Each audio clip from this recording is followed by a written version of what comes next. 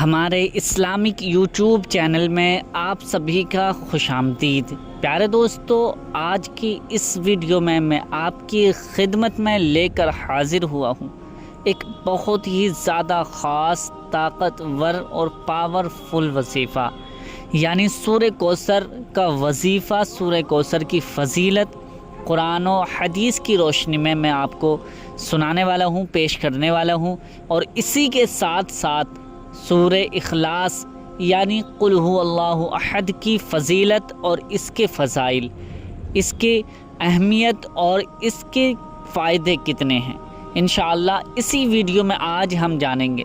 بہت ہی خاص اور بہت ہی زیادہ کام کی ویڈیو ہونے والی ہے۔ آپ سبھی سے گزارش ہے کہ اس ویڈیو کو بنا اسکیپ کیے پورا ضرور دیکھ لیجئے، اور اسی کے ساتھ ساتھ میں آپ کو ایک ایسا عمل بتانے والا ہوں جس کو حضرت علی رضی اللہ تعالی عنہ نے فرمایا کہ کوئی شخص جب پریشان ہوتا ہے یا کوئی مصیبت اس پر آن پڑتی ہے یا کوئی ایک دم پریشانی میں گرفتار ہو جاتا ہے، مصیبت میں گرفتار ہو جاتا ہے، تو اس سے نکلنے کا کیا طریقہ ہے، اس سے نکلنے کا عمل کیا ہے، آج اسی ویڈیو میں آپ کو اسی کے ساتھ ساتھ بتانے والا ہوں۔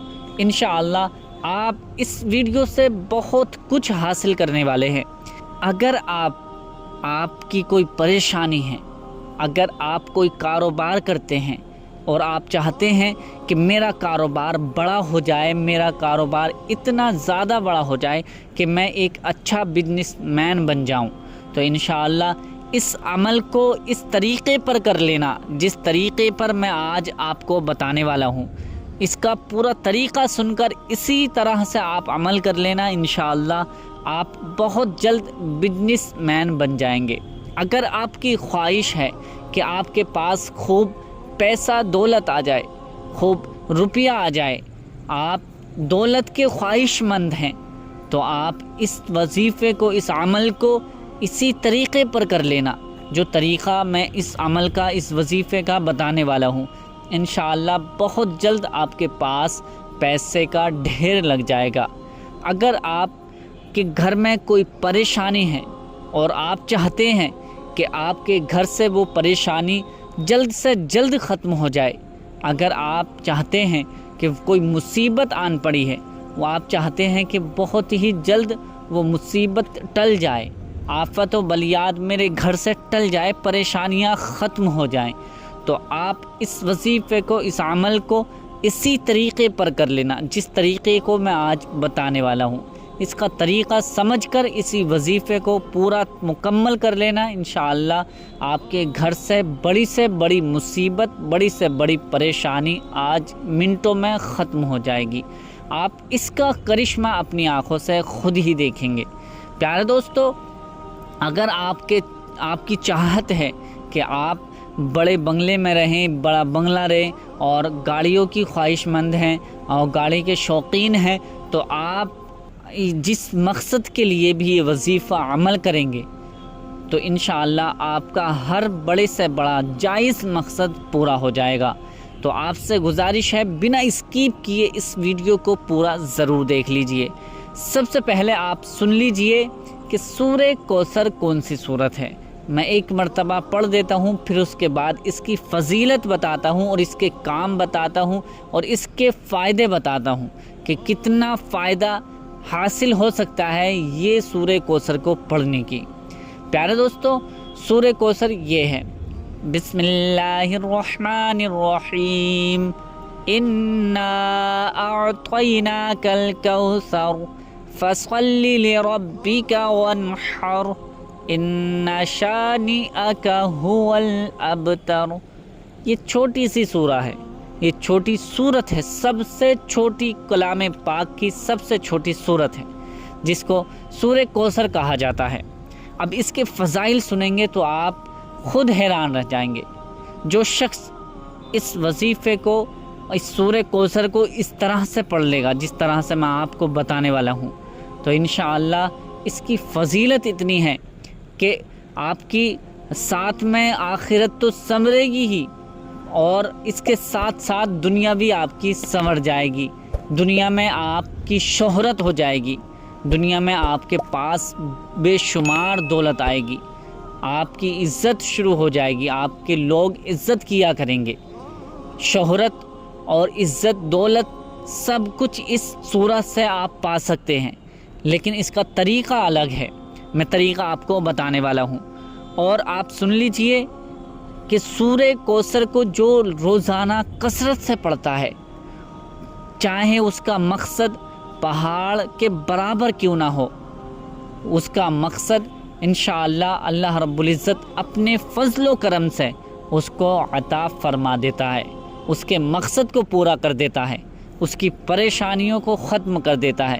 پریشانیاں ختم ہو جاتی ہیں، مصیبتیں ٹل جاتی ہیں، اور جس مقصد کے لیے بھی یہ وظیفہ عمل کیا جائے تو اس مقصد میں 100% کامیابی ضرور مل جاتی ہے۔ یہ سورہ کوثر کی فضیلتیں ہیں۔ اگر کوئی شخص چاہتا ہے کہ اس کی شادی اچھی جگہ ہو جائے، اس کو نیک بیوی مل جائے، یا کوئی میری بہن چاہتی ہے کہ اس کو اچھا شوہر مل جائے، اس کو اچھا رشتہ مل جائے، شادی نہیں ہو رہی ہے، آتے ہیں اور دیکھ کر چلے جاتے ہیں لیکن کوئی پسند نہیں کر پاتا ہے، تو آپ سورہ کوثر کو کثرت سے پڑھیں گے، اسی طریقے سے جو طریقہ میں آج آپ کو بتانے والا ہوں، تو اس طریقے پر اگر سورہ کوثر کو پڑھیں گے تو آپ کا بہت ہی جلد 3 دن کے اندر اندر بہت اچھا رشتہ آ جائے گا، اور آپ کو وہ انشاءاللہ پسند کر جائیں گے اور ہاں کر جائیں گے۔ اگر کوئی بھی میرا بھائی ہو، میری بہنیں ہو، کسی بھی طرح سے کوئی بھائی ہے اور وہ چاہتے ہیں، میرے پاس میسیجز آتے ہیں، کالز آتی ہیں کہ کوئی رشتے کے لیے یا دعا قبول ہونے کے لیے وظیفہ بتائیں، تو میں آج آپ کو یہ سورہ کوثر کا وظیفہ بتانے والا ہوں، سورہ اخلاص کا وظیفہ بتانے والا ہوں۔ انشاءاللہ اس پر عمل کر لینا، جو بھی جائز دعا ہوگی، جو بھی جائز مقصد ہوگا، آج آپ کا پورا ہو جائے گا۔ اور سورہ اخلاص کا بھی میں آپ کو ایک وظیفہ عمل بتانے والا ہوں۔ اگر سورہ کوثر کو پڑھنے کے بعد آپ کی کوئی دعا قبول نہ ہو تو سورہ اخلاص کا یہ عمل اسی کے ساتھ کر لینا۔ اگر آپ کی دعا 3 دن میں قبول ہونے والی ہوگی تو آج ایک ہی دن میں دعا قبول ہو جائے گی۔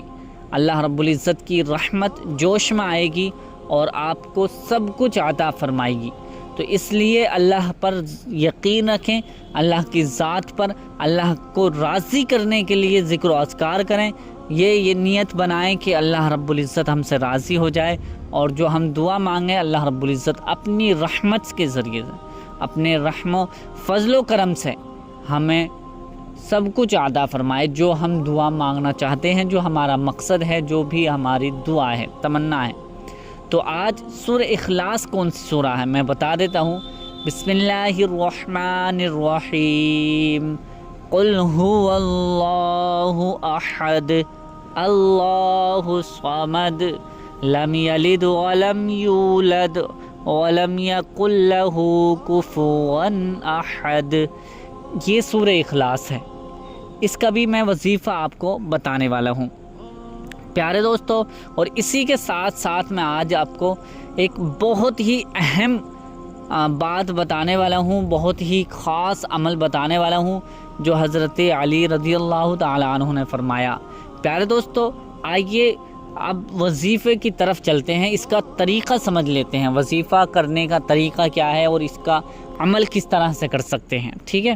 سب سے پہلے آپ کسی بھی نماز کو ادا کریں گے، یعنی مان لیجئے کہ آپ فجر کی نماز کے بعد بھی یہ وظیفہ کر سکتے ہیں، ظہر کی نماز کے بعد بھی یہ وظیفہ آپ کر سکتے ہیں، عصر کی نماز کے بعد بھی یہ وظیفہ کر سکتے ہیں، مغرب کے بعد بھی، عشاء کی نماز کے بعد بھی۔ اور سب سے زیادہ بہتر یہ ہے کہ اگر آپ رات میں 3 بجے، 2 بجے یا 4 بجے اٹھ کر، یعنی فجر کی وقت شروع ہونے سے پہلے تہجد کی نماز پڑھ کر یہ وظیفہ کر لیں تو سونے پر سہاگا ہے، انشاءاللہ ایک ہی دن میں آپ کی مرادیں پوری ہو جائیں گی۔ یہ وقت ایسا وقت ہوتا ہے کہ اللہ رب العزت بڑا اپنے بندے سے خوش ہوتا ہے جو اس وقت اٹھ کر اللہ پاک سے دعا مانگتا ہے۔ تو یہ وظیفہ آپ کو کسی بھی نماز کے بعد ہی کرنا ہوگا۔ اب کرنے کا طریقہ کیا ہے؟ سب سے پہلے آپ اطمینان سے بیٹھ جائیں، ایک جگہ پر بیٹھ جائیں، کسی بھی جگہ پر تنہائی میں اکیلے ہو کر بیٹھ جائیں، اکیلے ہو کر بیٹھ لیں، اور اسی کے ساتھ ساتھ آپ ایک گلاس میں پانی رکھ لیجئے، اپنے ساتھ میں اپنے پاس میں ایک گلاس پانی رکھ لیں، اور اپنے پاس میں ایک گلاس پانی رکھنے کے بعد ہی بیٹھیں۔ اس کے بعد 11 مرتبہ درود ابراہیمی آپ کو پڑھنی ہے۔ درود ابراہیمی وہی درود ہے جو ہر نماز میں التحیات کے بعد اللہم صلی اللہم بارک پڑھی جاتی ہے۔ درود ابراہیمی 11 مرتبہ آپ کو پڑھنی ہے۔ ہاں، اگر کسی بھائی بہن کے یہ درود ابراہیمی یاد نہیں ہے اور یاد نہیں ہو سکی ہے، تو آپ کے جو درود پاک یاد ہو وہ درود پاک آپ 11 مرتبہ پڑھ لیجئے۔ کوئی قید نہیں ہے، ضروری نہیں ہے۔ اگر آپ کے درود ابراہیمی یاد ہے تو درود ابراہیمی ہی آپ کو پڑھنی ہے، اور اگر یاد نہیں ہے تو جو درود پاک آپ کو یاد ہے وہ درود پاک آپ 11 مرتبہ پڑھ لیجئے۔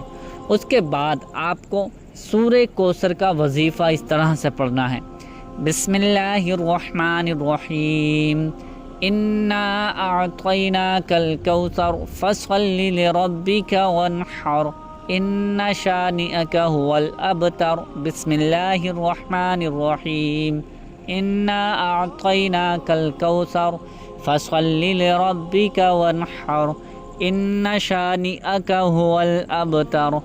انا اعطیناک الکوثر فصل لربک وانحر ان شانئک هو الابتر۔ اسی طرح سے آپ کو سورہ کوثر کو 101 مرتبہ پڑھنی ہے۔ کتنی مرتبہ؟ 101 ٹائمز آپ کو یہ سورہ کوثر کو پڑھنا ہے۔ 101 مرتبہ سورہ کوثر آپ کو اسی طرح سے پڑھنی ہے، ہر بار میں بسم اللہ شریف لگانی ہے، بسم اللہ کے ساتھ ہی ہر بار میں آپ کو پڑھنی ہے سورہ کوثر۔ اس کے بعد 11 مرتبہ اللہ پاک کا یہ صفاتی نام آپ کو پڑھنا ہے: یا ربنا یا ربنا یا ربنا یا ربنا یا ربنا یا ربنا یا ربنا۔ اس طرح سے آپ کو 11 مرتبہ یہ نام پڑھنا ہے۔ پھر اس کے بعد وہی درود پاک آپ کو پڑھنی ہے، درود پاک جو آپ نے پہلے درود پاک پڑھی تھی۔